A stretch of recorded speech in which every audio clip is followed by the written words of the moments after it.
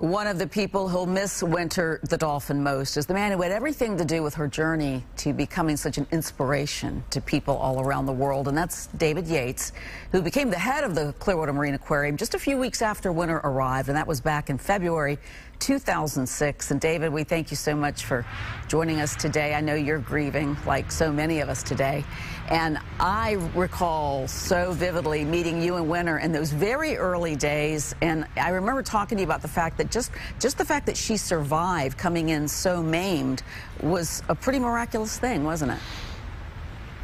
It was. It really was a miracle, Cynthia, and the fact, and you were one of the early reporters to kind of see her story, but the fact that we were advised to euthanize her the day she arrived by most in the industry, but she was very, very sick. You know, when you lose what she lost, we kind of know how these things go, so we were really advised to euthanize her.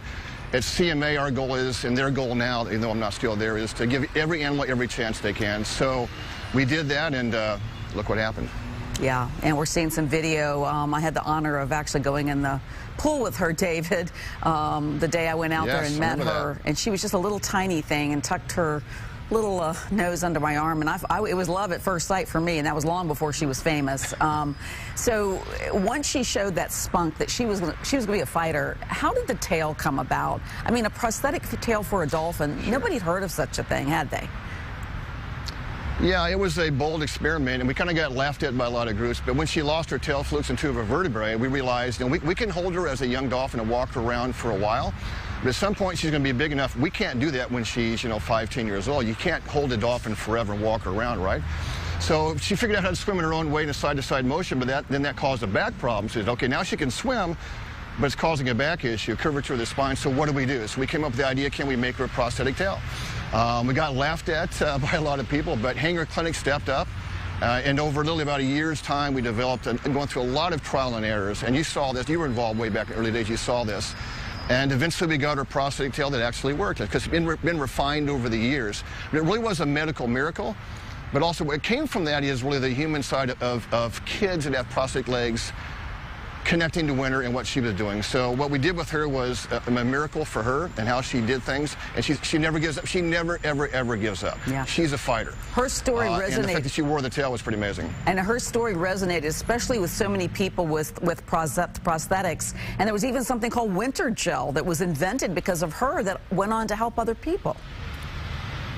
It's amazing. Literally, like you said, it's called Winter's Gel. So the liner that we use for Winter's tail to put on, so we put the liner on and then the tail so it didn't hurt her skin, is now been one of the, I think, the best-selling winter gel that Hanger Clinic has for human patients right now. So Winter's story has so many broad angles of how she transformed so many lives in so many ways. It's hard to encapsulate quickly what she did.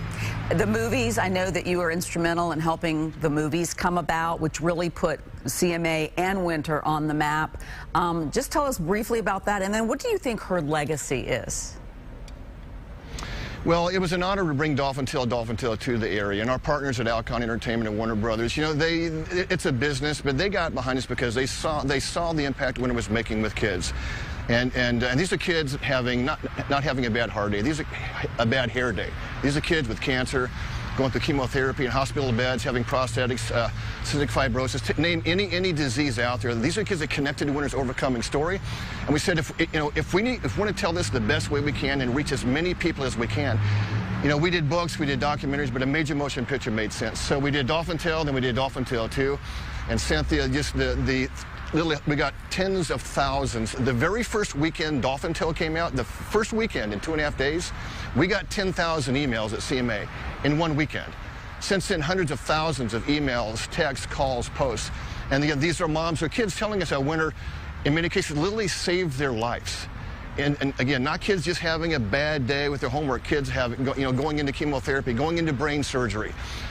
So Winter's, the depth of how she changed people's lives is, the quantity of what she did, but also the quality of what she did that is her legacy. You ask about her legacy, Cynthia.